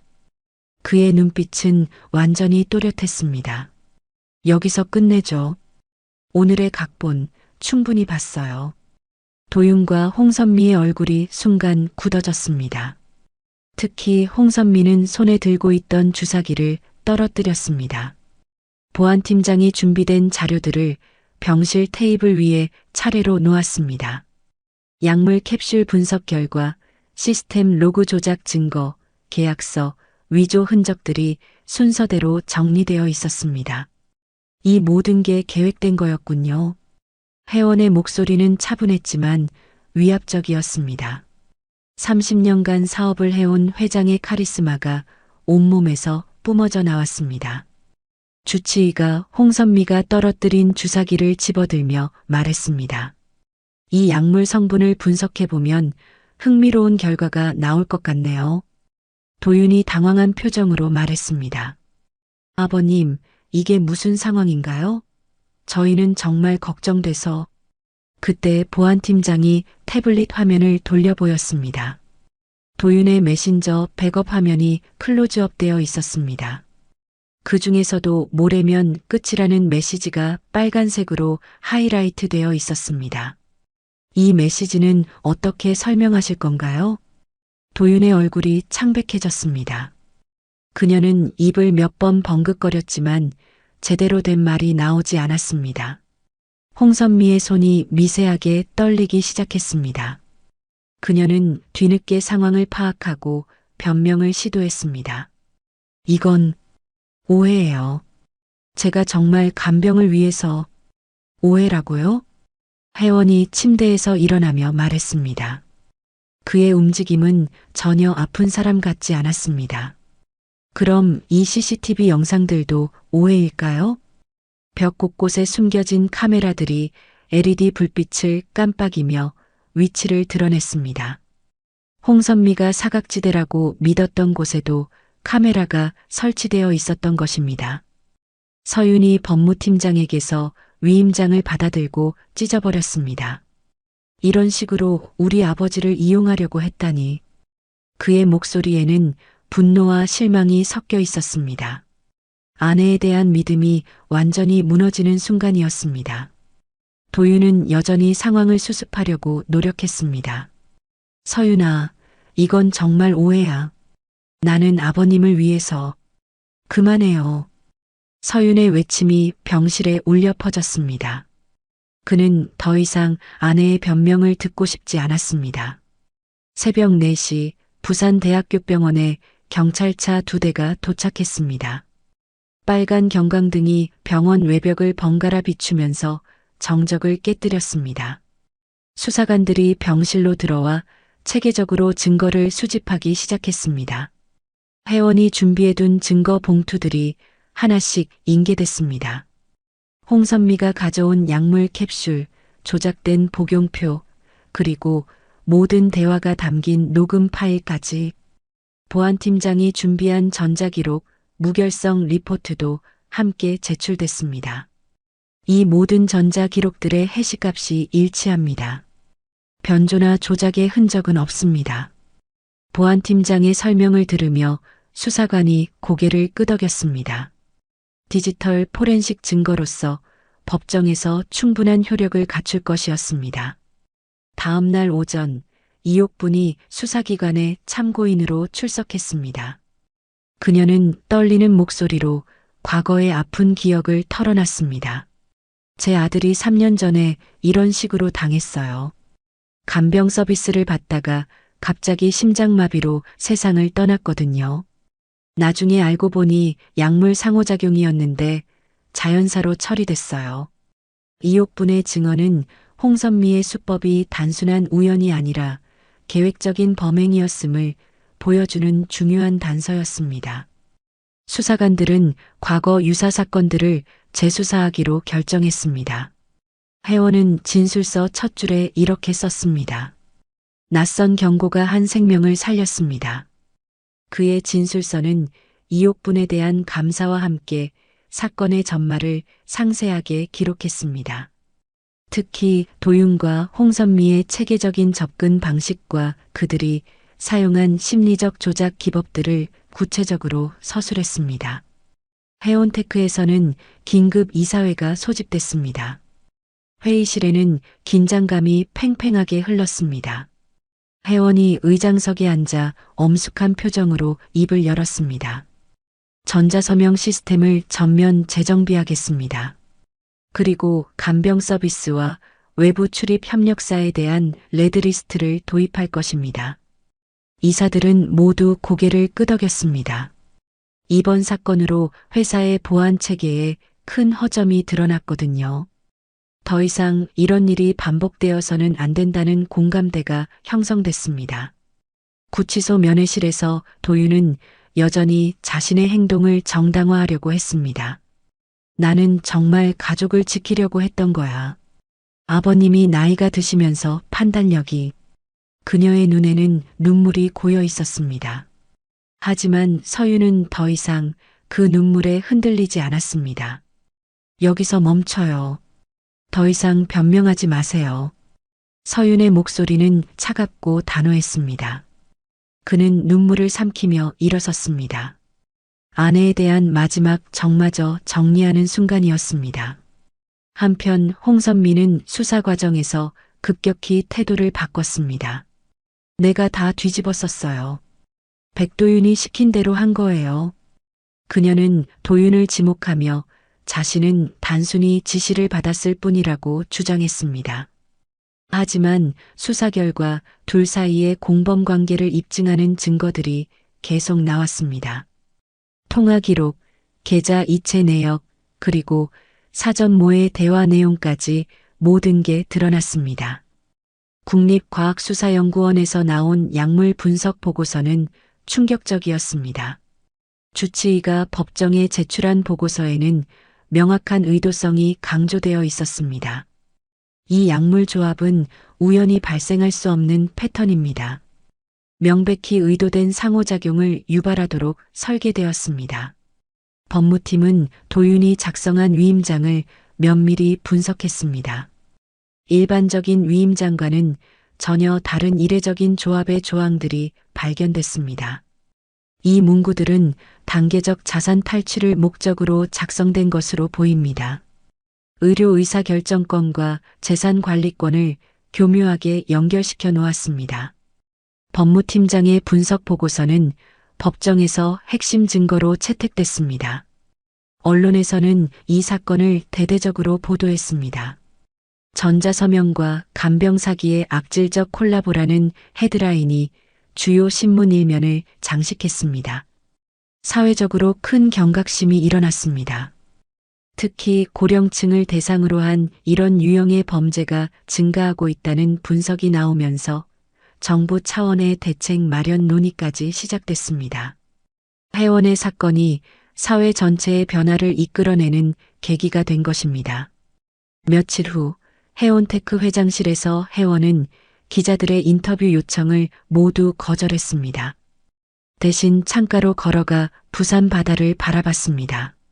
저 멀리 컨테이너선들이 항구로 들어오고 있었습니다. 끝이 아니라 시작이야. 혜원의 혼잣말이 조용한 회장실에 울려 퍼졌습니다. 이번 사건으로 많은 걸 잃었지만 동시에 더 중요한 걸 깨달았거든요. 진짜 가족의 의미와 신뢰의 가치를 말이죠. 서윤이 회장실 문을 두드리며 들어왔습니다. 그의 얼굴에는 지난 며칠간의 피로가 역력했지만 눈빛만은 이전보다 훨씬 또렷했습니다. 아버지, 이제 정말 괜찮으세요? 괜찮아. 우리 이제 새롭게 시작하는 거야. 혜원은 아들의 손을 잡으며 미소를 지었습니다. 창밖으로는 석양이 바다를 붉게 물들이고 있었습니다. 긴 하루가 저물어가고 있었지만 새로운 내일에 대한 희망이 가슴에 차오르고 있었습니다. 한 달 후 혜원테크 회장실에서 혜원과 이옥분이 마주 앉아 있었습니다. 창밖으로는 부산 항만의 평화로운 오후 풍경이 펼쳐져 있었습니다. 이옥분은 여전히 소박한 차림이었지만 표정은 이전보다 훨씬 밝아 보였습니다. 옥분 씨, 사회공헌 펀드 옥분케어의 고문직을 맡아주세요. 혜원의 제안에 이옥분이 놀란 표정을 지었습니다. 제가 그런 큰일을 할 수 있을까요? 당신의 경험과 직감이 필요합니다. 취약 가정의 간병 안전망을 구축하는 일이거든요. 혜원의 진심이 담긴 목소리에 이옥분이 천천히 고개를 끄덕였습니다. 자신의 아픈 경험이 다른 사람들을 도울 수 있다는 것에 보람을 느꼈거든요. 같은 시각 전략기획실에서는 서윤이 새로운 시스템을 점검하고 있었습니다. 그는 윤리경영위원장을 맡아 회사의 보안 체계를 전면 개편했습니다. 이중인증, 출입 백리스트, 협력사 실사 시스템이 상시화됐습니다. 이제 어떤 외부인도 함부로 접근할 수 없을 것입니다. 서윤의 목소리에는 확신이 담겨 있었습니다. 이번 사건을 통해 그는 진짜 보안의 중요성을 깨달았거든요. 그날 오후 혜원은 전 직원에게 메일을 보냈습니다. 제목은 신뢰의 기술이었습니다. 신뢰는 감정이 아니라 절차로 지킵니다. 완벽해 보이는 사람일수록 더욱 체계적으로 검증해야 합니다. 이 메일은 직원들 사이에서 큰 화제가 됐습니다. 많은 사람들이 개인적인 관계에서도 이 원칙을 적용하기 시작했습니다. 법정에서는 최종 판결이 내려졌습니다. 도윤에게는 징역 7년, 홍선미에게는 징역 5년의 실형이 선고됐습니다. 판결문에는 고령자 취약성을 악용한 조직적 범죄라고 명기되어 있었습니다. 판사는 선고 이유에서 이렇게 말했습니다. 가족이라는 신뢰를 악용해 체계적으로 재산을 탈취하려 한 범행은 사회적 경각심을 일으키기에 충분합니다. 서윤은 방청석에서 그 순간을 지켜봤습니다. 눈물이 났지만 더 이상 후회하지 않았습니다. 올바른 선택을 했다는 확신이 있었거든요.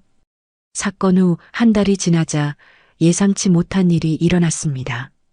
해온테크에 대한 바이어들의 신뢰가 오히려 증가한 것입니다. 해외 거래처들은 리스크 관리가 뛰어난 기업이라고 평가했습니다. 독일 바이어 대표가 화상회의에서 말했습니다. 이런 위기 상황에서도 체계적으로 대응하는 회사라면 안심하고 거래할 수 있습니다. 혜원은 이 소식을 들으며 미소를 지었습니다. 진실이 결국 최고의 마케팅이라는 걸 다시 한번 확인한 것입니다. 저녁 무렵 혜원과 서윤이 회장실에서 차를 마시며 대화했습니다. 창밖으로는 부산의 야경이 반짝이고 있었습니다.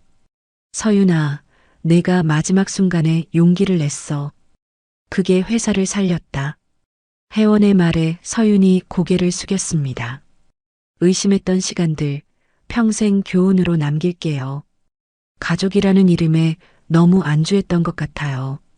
그래, 진짜 가족은 서로를 의심하는 게 아니라 서로를 보호하는 거야. 두 사람은 조용히 차를 마시며 지난 시간을 되돌아봤습니다. 아픈 경험이었지만 더 강해진 자신들을 발견할 수 있었거든요. 다음 날 새벽 해운대 해변가에서 혜원의 모습을 볼 수 있었습니다. 그는 조깅복을 입고 규칙적인 호흡으로 바닷가를 뛰고 있었습니다.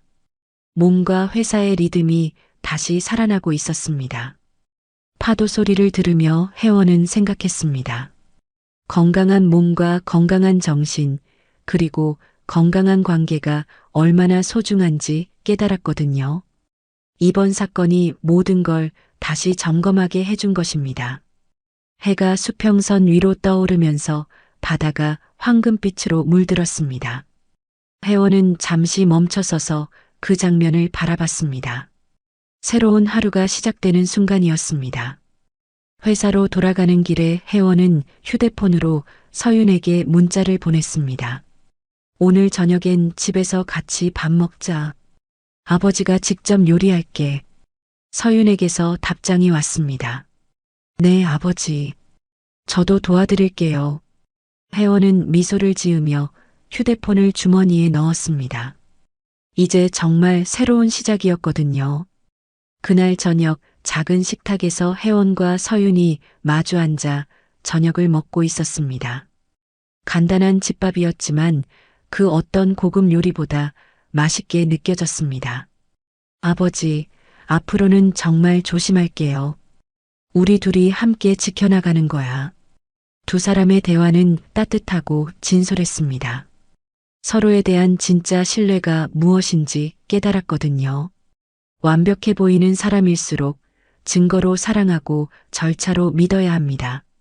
진정한 관계는 맹목적인 신뢰가 아니라 건강한 확인에서 시작되거든요. 창밖으로는 부산 바다가 고요하게 펼쳐져 있었습니다. 수평선 너머로 새로운 항로가 열리고 있는 것 같았습니다.